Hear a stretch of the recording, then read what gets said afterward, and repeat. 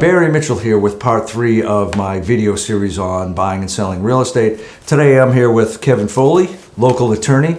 Kevin's done an awesome job for a number of my clients. So we'd like to ask him a few questions and get you guys some information directly from the source. If you want more information at the end of the video, we'll post Kevin's contact stuff. You can call him directly. So as a real estate agent, I can't give any legal advice, but of course Kevin, as an attorney, that's what he does.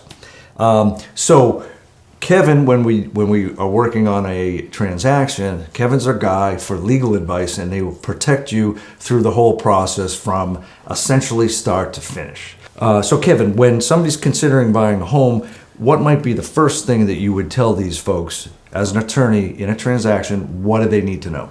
Well, really, it's like anything else. They have to have somebody that they trust. So they have a realtor that they trust, someone that was recommended to them. So if you were having work done on your home for a contractor, you'd get some referrals of people that do that work. Right. And there's a level of trust. You wouldn't have someone who does electrical work, do plumbing work in your house. So you really want to have an attorney that does some real estate.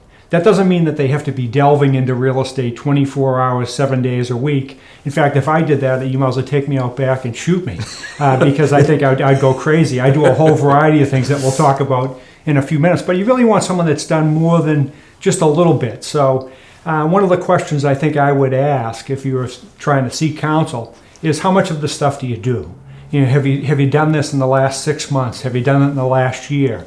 And you got to have someone that has some experience, someone that you trust, and someone that has some experience. Hopefully, someone that was referred to you. Right. And so that's the most important thing: having someone that you trust and having someone that's experienced doing real estate. So, for clients, buying and selling a home oftentimes is stressful. As we talked about in the first video, there's a lot of traps and road bumps and things that we need to get over. So, Kev, as an attorney, what can you do to alleviate the stress of a buyer or seller when buying real estate? Great question. What I tend to do is just stay in my lane. I leave it to the realtors or to the parties to negotiate the terms of the agreement. And what I do as the attorney with the attorney for the other party is to put the language in place to make sure they're protected through the offer, through the P&S, and through the transaction. So, that's important because the attorneys aren't the ones that are out there that see the property oftentimes. It's the realtors that are out there that can see, that are there during the home inspection, for instance, if anything should come up during the home inspection. The attorneys really aren't involved with that piece of it. But the parties will tell them, here's what's happening. We are agreeing to this or that. And then the attorneys fashion the language into the agreement, whether it's the offer or the P&S, to make sure that works. So you're sort of a backstop to somebody like myself as an agent that's working with my clients to make sure that everything is working in their best interest.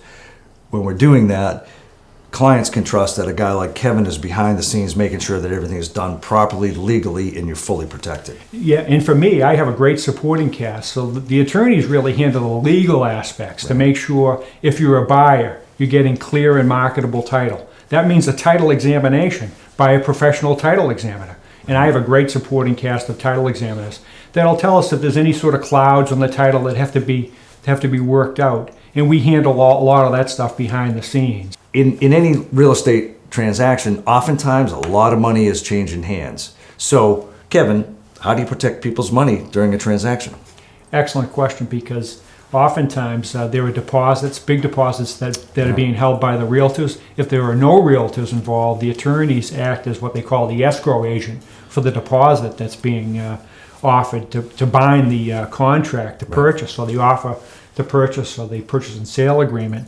The attorneys, at least from my perspective, we keep that in what we call an IOLTA account, an attorney-client account that's protected in a bank. We don't, some of the other things we do to protect sort of proprietary information like bank accounts, social security numbers, and that sort of thing. When you get payoffs from mortgages, all that information is kept confidential. Kevin, so I know you've done some lease agreements for my clients. You've done some personal law for me personally and my wife. Can you tell folks what other types of law that you might be able to help them with?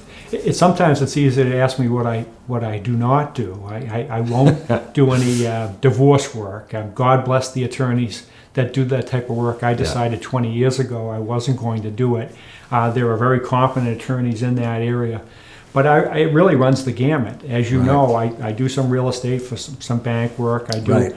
In the past, I've done criminal defense work, civil litigation. I used to work for a downtown Boston firm. All I did every day was civil litigation, complex civil litigation. So any of my clients, if you have other legal issues that you are dealing with, feel free to give Kev a call, and at the end of the video, we'll post Kevin's contact information. So thanks for watching. Hope you enjoyed Kevin. Remember, I get referred for a reason, so feel free to reach out if you know somebody needs a real estate agent. Stay tuned for the next video.